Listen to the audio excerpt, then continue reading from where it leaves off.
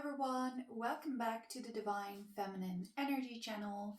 In today's video, we're going to be looking into Black Moon Lilith in the second house or Taurus. So I'm starting this series where I'm going to be talking about Lilith energy through the signs and actually give you guys a deeper understanding of where both your dark feminine energy lies, because that's something that Lilith in your birth chart deals with.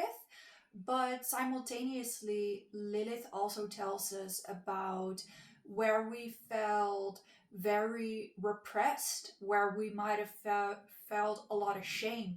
So, Lilith in astrology, Black Moon Lilith in astrology, this placement shows us where our raw, primal, sexual power is, but at the same time it shows us where we may have been repressed or neglected by society, like, oh, you shouldn't be that, you shouldn't do that, and therefore why we may have a certain amount of shame, or we try and kind of diminish this energy within us. So that's what we're going to talk about. If you have any your Black Moon Lilith in Taurus or in the second house, this video is for you. I'm also working with the goddess Lilith on Patreon. If you guys want to go into more depth, we're working with her. We're doing all types of work to deepen that connection to our dark feminine energy on there. And you get readings, subliminals, videos, extra explanation on there. And on my one-on-one coaching sessions, I also have my siren energy coaching, which is going to be super influenced by our dark feminine energy. And I have feminine energy coaching where we're both looking into the light and dark feminine energy, and a lot more cool coaching sessions. So if you want to work with me even more, that's where you can find me. Everything will be linked down below. So this video is going to be divided into two sections. First, we're going to talk about your raw, divine feminine, primal, dark feminine, seductive power with this placement. And Taurus rules the senses, right? So I have seen that people with Lilith in Taurus or in the second house, they might have something a little bit like a Midas touch. They might have the ability to really seduce through the senses. So maybe there is something incredibly sensual about you and about how you seduce someone, like your touch or your taste or all those things, like they're heightened with a placement like this, because Taurus deals with those type of things. So maybe that's something you've heard, or something that you can tap into even more, that you have that ability to seduce a lot through your senses, and kind of using that is going to amplify your seductive style. So my siren energy coaching is on amplifying seduction. So if you're interested in that, you should look at it. But this is a great placement to have a natural seductive energy to you, because Taurus is ruled by Venus.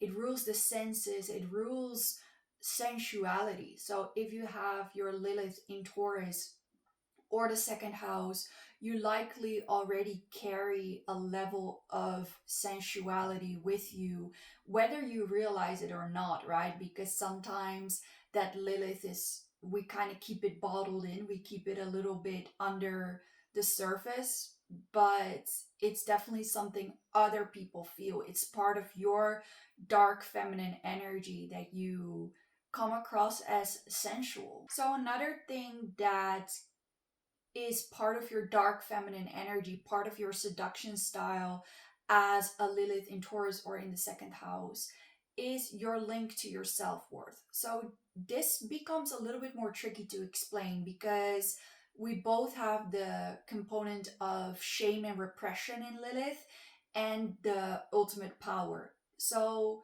there may have been certain things regarding your self-worth where maybe that has always been a struggle for you or up and down, but there is this ability with your dark feminine energy to tap into high standards when you have Lilith in Taurus or in the second house. Like you have this ability to seduce because you come across as if you have a very expensive aura, as if you are not easy to obtain. And that is also part of that dark feminine energy, right? Because dark feminine energy, as well as feminine energy in general, also deals with the fact that we know our worth and we don't let people kind of treat us like an option or like something that comes by every day. No, we stand in our feminine energy to know deep down I am worthy of attracting a love that's just as vibrant, expensive, loyal as I am. And I do think Lilith in Taurus has the capability, and even though you might struggle with that internally, you have the capability of expressing this in your aura. So people might sense that your aura is expensive or that you don't give off an aura of like you're for everyone. You give a exclusive type of energy, and that could make you attract people that feel like you're almost a prize to win over. And that can, at when it's channeled in a beautiful way, that can be quite nice, but it can also sometimes channel in a more shadowy way where people who sense your dark feminine energy want to obtain and control and possess you, because Taurus also deals with possessiveness. The second house deals with possessions. So sometimes people in a darker frequency of this could be that people may feel like they have a almost entitlement to you. Yeah, that can also come with power play and greed as well. So we'll go into that a little bit more deeply into the portion of the videos where I'm going to be talking about the wounds and the shame. The way that your seductive power is also a bit slow. Like you might not be the type of person that feels like you have to rush into being with someone, and that's super attractive as well because it kind of gives this energy of like, I have all the time in the world. If you want me, come and get me, and if you can't come and get me, then you probably weren't worthy of me in the first place. So this can again attract a lot of obsessive energy as well, because you don't give that easy energy. You give an energy as if you don't, sometimes even as if you don't care that much, like you're kind of in your own bubble. But because the second house also deals with like money and materialism, there may even be a tendency to attract people that could like spoil you or feel like they could win you over materially.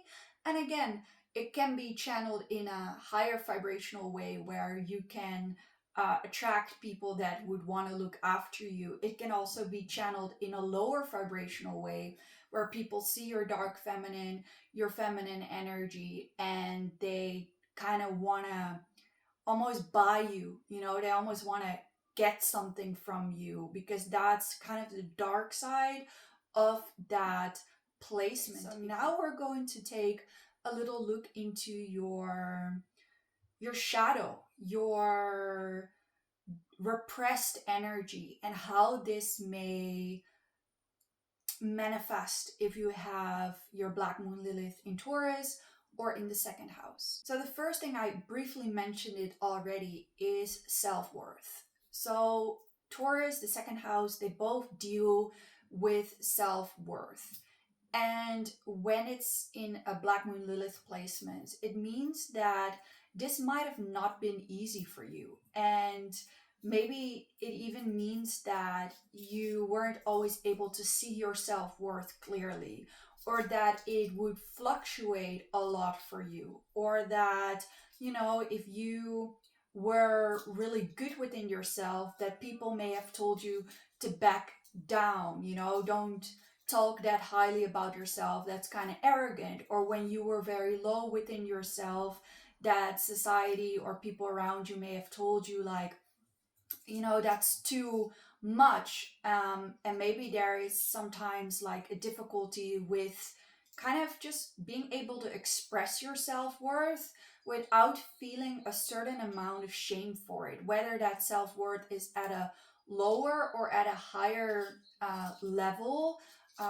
There may have been kind of like, yeah, people kind of knocking you down for however you expressed your self-worth with Black Moon Lilith. So maybe that's something you don't tend to do that much. Another thing is greed and obsession. And we talked about it in the dark feminine way of like, you could attract these responses from people, but it could even be something that can manifest within yourself if you have a Black Moon Lilith in Taurus or in the second house. Like, there may be things around spending where it's like, oh, if I if I want something, I can get very obsessive with it. Like, I can get very much like, oh, I want all of this, I can't really contain it that well.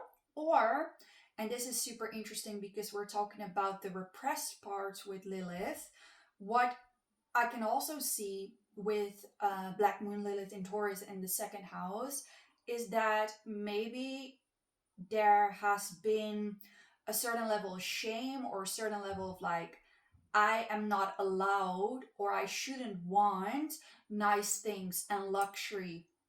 I shouldn't identify or I shouldn't want those things. So I almost see this placement like it can manifest in two ways, right? It is can manifest in greed and obsession, or almost like an adversity to like money and richness, where it's like, no, but all the rich are corrupt, or all the, going along with that finer life and the wealthy lifestyle, it's a bit of a trap. I don't want to be part of that. So you could even see people with these placements kind of rebel against money and luxury and being like, you know what, no, I'm gonna live on top of a hill and survive there. I don't need all that. Like, it could even be an adversity to those things. But deeper down, there is a desire for a certain amount of luxury and finer things. And once you learn to embrace that, that doesn't stand in the way of your liberation of who you are as a person. You're allowed to be deeply spiritual, deeply divine, deeply whatever you want, wild and free, and still want nice things and still want security in life. And maybe there's been levels of repression, insecurity, and money things in your life as well. Like, maybe you've seen people that were too driven by money, too driven by luxury, and that's why it put you off. Or maybe you didn't have a lot of money and luxury in your life, but it's almost like there can be some wounding around that, because maybe it means you chase it because of something, or maybe it's like, I don't want to have to do with all that. The more money, the more struggles that can come up with that as well. So something about your relationship to money can be very potent with this placement. The last thing I want to talk about is that there could be a wounding or something you feel like you've been shamed for, or that you had to repress against when it comes to intimacy and pleasure. Because Taurus deals with pleasure, and I'm not just talking about intimate pleasure, it talks about sensual pleasure. So whether it's like to dance sensually, or to enjoy touch, or enjoy the finer things in life, enjoy maybe even problems with eating and indulgence can come up with this placement, because Taurus can deal with indulging in food, or indulging in any other things that bring pleasure, addictions, or, like it makes me think sometimes of weed and alcohol, of sex, I cannot say that on here. And your relationship to those things can be quite, again, I would say Lilith can manifest in different ways. So I'm not going to try and say this is exactly how it's been for you. But it can be a placement where you may have struggled with indulging, either overindulging in certain things or underindulging and restricting yourself from pleasure, or even with intimate pleasure. Like there may have been things coming up in your relationship to intimacy, maybe your relationship to touch, maybe Lilith in the second house or Taurus can even manifest as like struggling with physical touch. If people try and like touch you or spoil you, that maybe there is a part of you that struggles with those things. So I kind of want to leave that open for your own interpretation, because again, I think it can manifest in multiple ways, but these are some themes that Lilith in Taurus and second house might deal with. Thank you guys so much for watching. Again, a reminder, if you want to continue to work with Lilith energy and dark feminine energy, we're doing so on the Patreon. And I discounted my Patreon because I want to make it more available for people, more affordable for people.